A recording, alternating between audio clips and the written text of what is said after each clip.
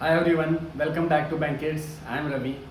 Hope करता हूँ आपकी पढ़ाई अच्छी चल रही होगी और आपका SBI GA का एग्ज़ाम भी अच्छा गया होगा। बहुत लोगों का तो हो गया था 2021 में, अब बाकी आई थिंक 27 को है या 26, हाँ 27 को है।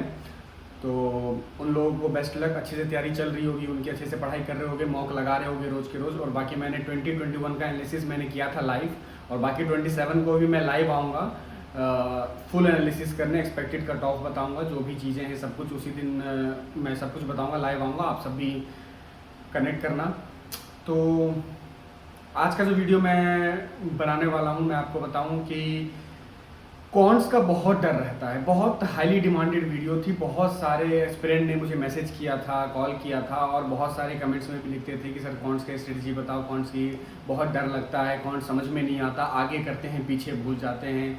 तो मैं इस वीडियो में पूरा सिंप्लीफाइड वे में पूरा चीज़ों को सेग्रीगेट करके, अलग अलग बाइफरकेट करके मैं लाया हूँ कि जो एकदम मतलब ज़ीरो है क्वांट में, कुछ अभी तक किया ही नहीं है, प्रिपरेशन स्टार्ट कर रहा है, उसके लिए क्या है। जिसने थोड़ा बहुत किया है, थोड़े बहुत में उसको प्रॉब्लम आ रही है, उसके लिए क्या है।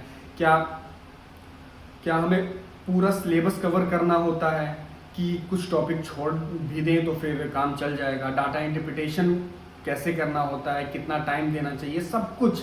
और कैसे ओल्ड चैप्टर को, जो भी पुराने चैप्टर्स हमने पढ़ रखे हैं ऑलरेडी, उसको कैसे रिटेन रखा जाए। क्योंकि होता क्या है, जनरली एक ह्यूमन टेंडेंसी है और प्रॉब्लम होती है कुछ लोगों में कि जैसे कि आगे हम चैप्टर्स कर रहे हैं, पीछे के चैप्टर्स भूल रहे हैं। कि ये तो होता है, मतलब इसको आप ज़्यादा एग्जैजरेट मत करना कि यार ये ऐसे क्यों हो रहा है, मैं तो बहुत कमज़ोर हूँ। अपने आप को कमज़ोर मत समझना, सबसे पहली बात, ठीक है। तो ये होता है कि मतलब भूल जाते हैं, तो उसका भी मैं एक बेस्ट तरीका बताऊंगा, बेस्ट अप्रोच बताऊंगा जो मैंने अपने प्रिपरेशन टाइम पे किया था। और वही चीज़ आप भी अगर करोगे तो होपफुली आपके भी अच्छे मार्क्स आएंगे और आप भी सक्सीड करोगे आगे। तो देखो स्टार्ट करते हैं। सबसे पहले मैं आपको बता दूं, जो ज़ीरो से है, ज़ीरो से जो भी स्टार्ट कर रहा है अभी मैथ्स की प्रिपरेशन या बैंक की प्रिपरेशन, उसको कॉन्ट्स में डर लग रहा है, कैसे करें, कहाँ से स्टार्ट करें। सबसे पहले आप देखो, कुछ चीज़ें होती हैं, मैं आपको बता दूं, वो चीज़ें मैंडेटरी होती हैं, वो चीज़ आपको करनी पड़ेगी।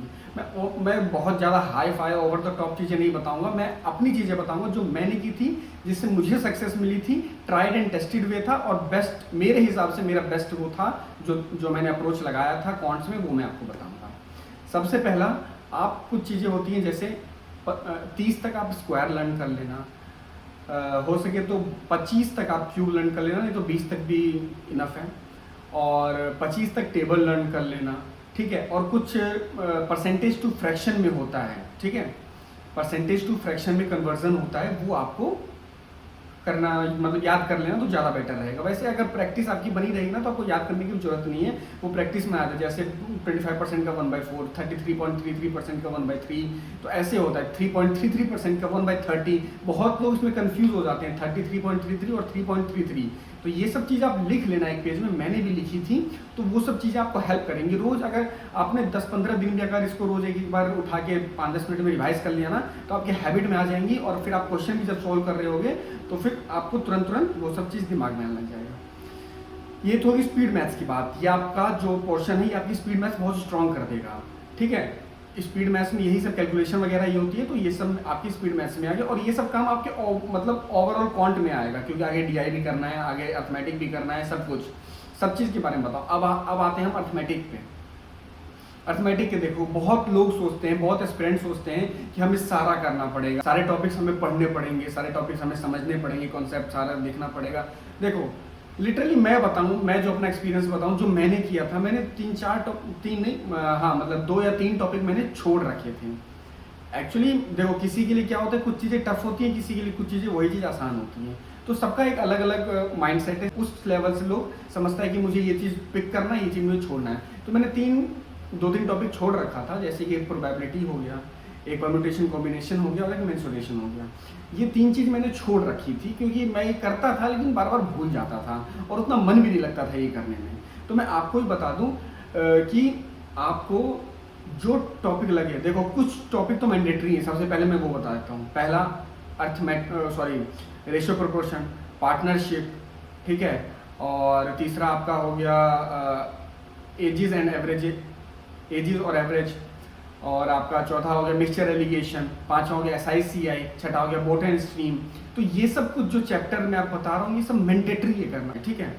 तो ये सब टॉपिक मैंडेटरी है। इसके बाद जो बच्चे प्रोबेबिलिटी बचा, मेंसुरेशन बचा, परम्यूटेशन कॉम्बिनेशन बचा, और भी एक आध मिसलेनियस टॉपिक है वो सब बचे। तो उसमें से अगर आपको नहीं समझ में आ रहा है एक आध टॉपिक, तो आप बिना किसी झिझक के आप छोड़ सकते हो वो टॉपिक। कोई इसमें दिक्कत की बात नहीं है। मैं लिटरली बताऊं, पूरा सिलेबस करने की जरूरत नहीं होती है, ठीक है। अर्थमेटिक का समझ में आ गया, स्पीड मैथ्स का समझ में आ गया। अब आते हैं डीआई पे। डीआई क्या होता है? डीआई वही होती है जो हम अर्थमेटिक में पढ़ रहे होते हैं, जो हम कैलकुलेशन कर रहे होते हैं। प्री में तो डीआई आएंगी, कैलकुलेशन बेस्ड आएंगी ज़्यादातर, लेकिन जो मेंस में आते हैं वो आपका अर्थमेटिक बेस्ड होता है। उसमें आपका ज़्यादातर पार्टनरशिप का आता है, मिक्सचर एलिगेशन का आता है, स्पीड टाइम डिस्टेंस के आते हैं। तो इस पर बेस्ड डीआई आती है। तो इन सब को आपको धीरे धीरे प्रैक्टिस करना है। अब मैंने बता तो दिया कैसे करना है, लेकिन कहाँ से करना है, किस चीज़ मतलब किस तरीके से करना है कि हमें ये चीज़ रिटेन रहे, ये चीज़ हम इसमें हम सक्सीड हों आगे। हमें कॉन्ट्स का फियर जो रहता है ना, मैं आज फियर ही आपका दूर करने वाला हूँ। जो भी मतलब दिक्कतें आती हैं कॉन्ट्स में, देख के डर लगने लग जाता है। देखो, स्पीड मैथ्स का क्या करना, आपको स्टार्टिंग में रोज अगर 20-20 क्वेश्चन भी अगर लगाओ, अगर स्टार्टिंग के 15 दिन भी अगर रोज 20-20 क्वेश्चन स्पीड मैथ्स में लगा लें विद टाइमर के साथ। स्टार्टिंग के 5 दिन आप टाइमर मत लगाना, आप देखना कि आपसे कैलकुलेशन हो भी पा रही है कि नहीं। और जब 5 दिन में हाथ बैठने लग जाए, नेक्स्ट 10 डेज आप टाइमर के साथ करो। जैसे आपका 5 मिनट में कम से कम नहीं तो 10 क्वेश्चन आपके हो जाने चाहिए स्पीड मैथ्स के। उसमें आप नंबर सीरीज भी रख लो, उसमें आप कुछ क्वाड्रेटिक इक्वेशन भी रख लो। मिक्सअप करना, ये नहीं कि आज हम नंबर सीरीज करेंगे, कल हम सिंप्लीफिकेशन करेंगे, परसों अप्रोक्सीमेशन करेंगे, नहीं, सब चीज़ का मिक्सअप रखो। 2-3 क्वेश्चन क्वाड्रेटिक के, 2-3 क्वेश्चन रॉन्ग नंबर सीरीज के, 2-3 क्वेश्चन मिसिंग नंबर सीरीज के। तो ऐसे मिक्सअप रखना, टोटल 20 क्वेश्चन बनाना, उसको आप रोज प्रैक्टिस करना और 5 दिन के बाद टाइमर के साथ प्रैक्टिस करना, विद इन टाइम हो जाना चाहिए। अब आते हैं अर्थमेटिक पे। अर्थमेटिक को कैसे किया जाए। अर्थमेटिक मैंने बता दिया टॉपिक्स वगैरह क्या इंपॉर्टेंट है, क्या हम छोड़ सकते हैं, ये सब मैंने बता दिया कैसे किया जाए। देखो, कुछ चीज़ें होती हैं ना, कॉन्सेप्ट होती हैं, फॉर्मूले के सबसे पहला दिमाग में ये बैठा लो, मैथ को मैथ की तरह मत लेना, नहीं तो नहीं पढ़ पाओगे। मैंने भी स्टार्टिंग में ये गलती की थी कि मैथ को मैं मैथ की तरह लेता था, क्वेश्चन की तरह लेता था, फॉर्मूले पे बेस लगाता था। तो वो सब चीज़ देखो, जिसमें बैठ रहा है वो ठीक है, जिसको सही लग रहा है वो ठीक है, लेकिन ज़्यादातर एक्सपीरियंस का प्रॉब्लम यही होता है कि सर नहीं हो पाता है। तो मैं आपको बता रहा हूँ, सिंपल तरीका बता रहा हूँ। मैं इसको अपने एवरीडे लाइफ से आप थोड़ा कनेक्ट करो, थोड़ा इमेजिनेशन करो, थोड़ा रियलाइजेशन करो कि हाँ, ये अगर ट्रेन ए पॉइंट से बी पॉइंट पे जा रही है, तो समझो कि आप उसमें बैठे हो, आप यहाँ से वहाँ जा रहे हो, वहाँ से आने में कितना टाइम लगेगा। कोई पार्टनरशिप का क्वेश्चन है कि ए ने इतना मिलाया, बी ने इतना मिलाया, सी का कितना होगा। तो ये सब चीज़ थोड़ा विजुलाइज करोगे ना, तो अपने आप समझ में आना चाहिए। कोई फॉर्मूला लर्न करने, मैं लिटरली बताऊँ, मैंने क्वांट्स पढ़ी है, मेरे अच्छे मार्क्स भी आते थे क्वांट्स में, मेरा मन भी लगता था क्वांट्स करने में, लेकिन मैंने आज तक एक फॉर्मूला लर्न नहीं किया है। और वही चीज़ अगर आप अपने ऊपर भी अप्लाई करोगे ना, फॉर्मूले के पीछे मत भागना, कॉन्सेप्ट समझो, कॉन्सेप्ट देखो, तो आपको कॉन्सेप्ट समझ में आएंगे। कॉन्सेप्ट कुछ कॉन्सेप्ट ऐसे होते हैं, एक अलग से कॉपी बना लेना, उसमें कॉन्सेप्ट लिख लेना, ऊपर चैप्टर का नाम लिखना। कुछ कॉन्सेप्ट होते हैं वो आपको लिखने पड़ेंगे, तो वो सब मेन कॉन्सेप्ट लिख लेना। कुछ क्वेश्चन आपको अच्छे मिलेंगे तो वो भी लिख लेना कि हाँ, इस क्वेश्चन को मैंने कैसे किया था और कैसे विद इन टाइम करूँगा। तो अर्थमेटिक का यही फंडा है कि आप जो करो, कॉन्सेप्ट पहले सीखो, उसके बाद आप उस पर क्वेश्चन लगाओ। क्वेश्चन लेवल वाइज लगाना, पहले लेवल 1, लेवल 2, लेवल 3, ठीक है, ऐसे लगाना। और फॉर्मूले के पीछे मत भागना, विजुलाइज करना चीज़ों को कि हाँ, ये हो रहा है, ठीक है, ऐसे होगा, वैसे होगा। तो ये सब चीज़ आपको दिमाग में आने लग जाएंगी। और ऐसी सेम डीआई के लिए है। डीआई आप जैसे ही अर्थमेटिक सीख गए, कैलकुलेशन आपको आ गई, तो 100% आप डीआई में भी एस कर लोगे। डीआई में कोई प्रॉब्लम नहीं रहेगी। रोज आप कम से कम 5 डीआई प्री के लगाया करो। स्टार्टिंग में करना पड़ेगा यार, स्टार्टिंग में चीज़ें करनी पड़ती हैं, लिखना पड़ता है कि कितने टाइम में कौन सा क्वेश्चन हुआ। मैंने किया हुआ है, इसलिए मैं बता रहा हूँ। थोड़ा सा मेहनत, थोड़ा सा एफर्ट, थोड़ा नहीं बहुत एफर्ट। अगर ऑर्डिनरी एफर्ट डालोगे तो ऑर्डिनरी लोगों की तरह अलग हो जाओगे लाइन से। अगर बहुत एफर्ट डालोगे, एक्स्ट्रा एफर्ट डालोगे, तो 100% सक्सीड करोगे। थोड़ा एफर्ट लगाओ स्टार्टिंग में 15 दिन 20 दिन आप जम के लगो, कॉन्सेप्ट लिखो, क्वेश्चन प्रैक्टिस करो, टाइमिंग देखो, टाइमिंग कितने टाइम में हो रहा है। फिर उसके बाद धीरे धीरे मॉक पे आओ, सेक्शनल मॉक लगाओ, देखो कि विद इन टाइम हो रहा है नहीं हो रहा है। 1-2 मॉक लगाओगे, 4-5 मॉक लगाओगे, डिमोटिवेशन आएगा कि अरे यार, मैं तो इतना पढ़ा हूँ फिर भी नहीं हो रहा है। लेकिन कोई बात नहीं, ओवर द टाइम आप उसको ठीक कर लोगे। मैं लिटरली बता रहा हूँ, जो चीज़ मैंने किया है ना, जिससे मुझे सक्सेस मिली, मैं वो चीज़ आपको बता रहा हूँ। ट्राइड एंड टेस्टेड है, बहुत प्रैक्टिकल चीज़ें बता रहा हूँ और बहुत बाइफरकेट करके चीज़ें बता रहा हूँ। तो ये सब चीज़ आप समझना। समझ में आ गया कैसे करना है, क्या करना है, कौन सा टॉपिक करना है, कैसे हमें फॉर्मूला नहीं लर्न करना है, सिर्फ हमें कॉन्सेप्ट पे ध्यान देना है, कितना क्वेश्चन करना है पर डे, वो सब मैंने आपको बता दिया। ठीक है, और कहाँ से करना है ये तो आपको बताने की जरूरत नहीं है। टेलीग्राम पे इतने पीडीएफ से नहीं करना, आप यूट्यूब पे इतने सारे वीडियोज़ हैं, वीडियोज़ लगाओ, जैसे क्वेश्चन आए स्टॉप करो, पहले खुद सॉल्व करो, उसके बाद फिर देखना।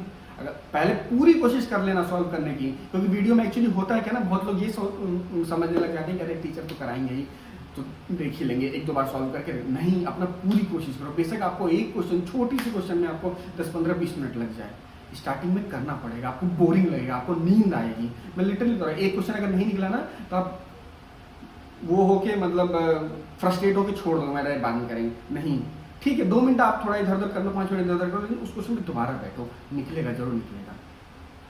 ठीक है, अब लास्ट में मैं आपको ये बता रहा हूँ कि कैसे हम पुराने चैप्टर्स को रिटेन रखते हैं। देखो होता क्या है, हम जब नए नए चैप्टर कर रहे होते हैं, रेशियो, जैसे मैं रेशियो किया, पार्टनरशिप किया, एजिस एवरेजेस किया, मिक्सचर एलिगेशन किया, तो हमारा रेशियो, पार्टनरशिप ये थोड़ा थोड़ा हमारे दिमाग से निकलने लग जाता है, क्योंकि ये ह्यूमन टेंडेंसी है। ठीक है, इसको ओवरकम करने के लिए मैंने क्या किया था, मैं जो भी चैप्टर पढ़ता था उसके नेक्स्ट 10 या 8 डेज में उसको एक ना एक बार रिवाइज करता था।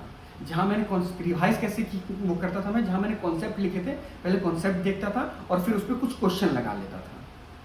ठीक है, तो आपको भी ऐसे करना है, जैसे आपने आज एक चैप्टर पढ़ा, अब उसके नेक्स्ट 10 डेज के मतलब बीच में, चाहे वो 8वां दिन हो, चाहे वो 7वां दिन हो, चाहे वो 9वां दिन हो, इस दिन के बीच में एक बार उसको रिवाइज करो, उस पर 10-20 क्वेश्चन लगा लो और ये 3 टाइम्स या 4 टाइम्स करो।